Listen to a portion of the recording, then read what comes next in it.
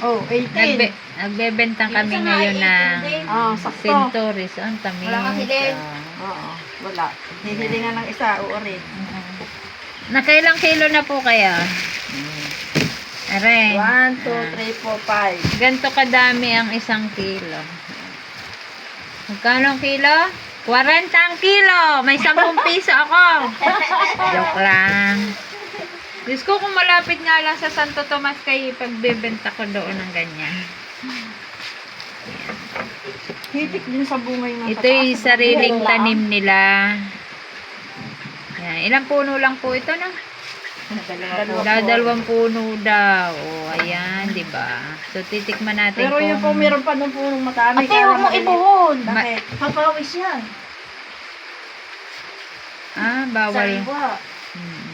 Diba sa kanina? Kaya nga. Titikman natin. Yan mo na nakatingin. Titikim tayo para bumili kayo ng aming panindang Centuries. So, ang kilo ay 40 dito. Kapag dinala ko na ng Santo Tomas, 60 na ang kilo. Aba, mabigat eh. Kami. Ako, makakalami ako nito. Ay, ang acid. Oo nga. Acid. Oo nga, acid din tayo dito. Tama na. Kukontrolin natin. Pero matamis siya.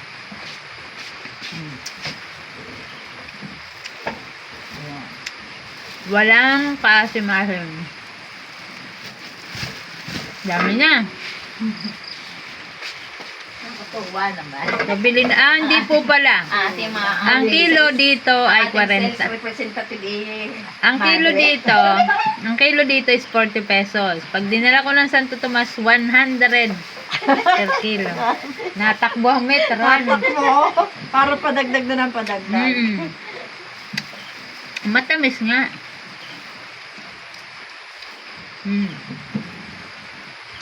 Kaya, for the first time, sister, nga ngayon sa mga Ngayon kami kapabenta. nag-ano po nito. ang history ng Centuries na ito daw ay tumubo lamang. Tama. Di po, Tumor- tinanim po sa siya. Ha? Tumubo lamang. Ano po sa doon sa may tabi ng bahay. Tabi ng bahay. Bago, Inakat doon sa malayo. inakat doon, tinanim doon sa malayo ng anak ko. Di ba? Kaya nga mahalaga pala talaga nagtatanim dahil pag nagtanim ka, may aanihin ka. Grade 4 pala, ano ka? Ano? Grade 2? Tanda mo yun? Sa mali pa yan. Aba, at ngayon ko lang napapansin, iisa pa ang buto, ay marami na ako nakain. Aba? Ari lang ang buto. Mga naman. May ano pala itong ating sinturon. Muntik nang maging seedless. Maliliit yun. Wala ako na, ako na ako. Baka ari seedless nga. Ha? Bakit na po? Ay, iisang buto. Seedless na ito. Naku, seedless mahal. 150 na ang kilo. Padagdag. 150. Doon nga, yung anak kinain ng anong maliit, wala nga buto yun. Magaling pala yan. Ay, nalaglag. Maliit. 1, 2, 3, 4, May binigay pa sa akin isa. 8, 9, Ang problema, 10. baka hindi makatulog dahil maasim. Ilang kaila? 10. Labing isa yan. Saba, ito mo. Sabi ko 12, 12, 11. Yan. 11? O, adi daw ay refre. Ang dami na, wala na. 1, 2, 3, 4, 5, 6, 7, 8, 9, Mga 10. taga-anos, taga-kalingap, Bili na po kayo. Sabi ni Sister, 40 daw ang kilo, meron daw siya commission. taga Mabato, taga Centuron na nga naman. Kayo ay bumili na po ng Centuries dito. Punta po kayo dito. O kaya i-deliver. Pag-deliver, 50 na. masama akong inyong endorser. Galing mag-stock sister. Diba? 10 kilo madadala sa school. Yan, bukas pala sa school nga. Oh, sige, punta tayo doon. O maglalako.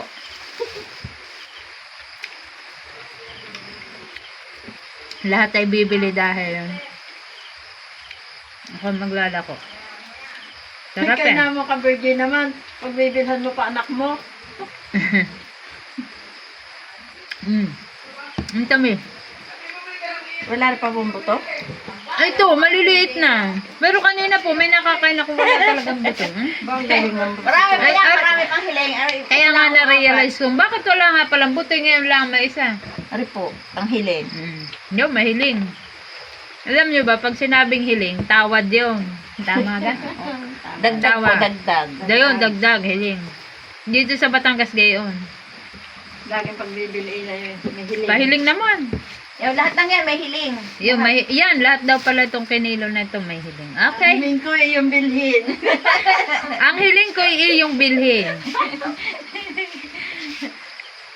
At ikay aking bibigyan O yan eh ano, ng hiling. ang ganda ng pagkaputi, may dala pa yung gunting. Oo. Hindi ito bumagsak kahit isa. Gunting pa Kaya yan. matamis. Ginunting pa. Parang parang kawayan. Pagka babagsak para walang magmot. Anong to Ako hindi po nga talaga nangangain ito at dahil maasim. Opo. Ako ayaw ng maasim. Nakakadalawa na ako. Dapat ako titikim lang na isa eh. Okay. Bili na po kayo ah. Dito po ako sa Lubo. Isang barangay ng Lubo. Dito tayo nagmi-mission. Malayo ang biyahe. Bukas maglulupak pa po. Bukas maglulupak kami. Pupunta sa isang bahay nun. Pero tatapusin muna natin ang ating mission ng umaga. Para wala na isipin. Pray. Para may makarelax naman Mag-relax, sa panahong ito ng tag-ulan. Ah, Ang hirap. Sige, oo nga. Wala ka na